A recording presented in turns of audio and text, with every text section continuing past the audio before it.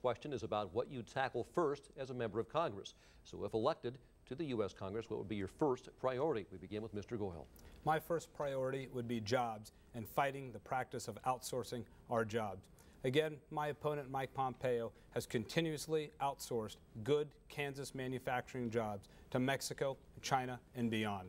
He employs and uses Chinese workers that make products that Kansas workers should be making right here at home. There are tax breaks and loopholes that reward companies for shipping our jobs overseas, and the first thing I will do if elected to Congress is work to repeal those tax breaks and loopholes that reward companies for shipping our jobs overseas. First priority in Congress, Mrs. Ducey. Well, I would work on creating jobs as well. And how we do that is that we stop having too many regulations. It costs $7,000 to $10,000 per employee per year to be following all the regulations that agencies are putting upon businesses. And think of how many jobs could be created if that was just stopped right there. Of course, the certainty so that people know that they can afford to hire new people and that they know that they won't be burdened by burdensome health care costs or taxes.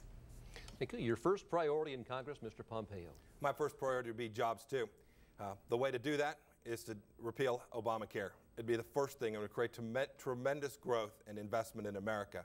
The second thing I'd do is I'll make sure we put tax rates back where they are today if they do in fact increase, as Speaker Pelosi, the person that Representative Goyle will vote for his leadership when he goes to Congress. I'll make sure we put those taxes back where they go. And I want to talk to outsourcing.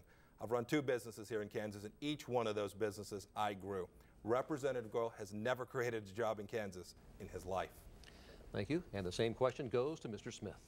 I would focus on trying to revive the economy, and I believe in doing that you must downsize the federal government to its constitutional limits. That's where I would start, and there's a lot of meat on that bone, so that's where I would begin.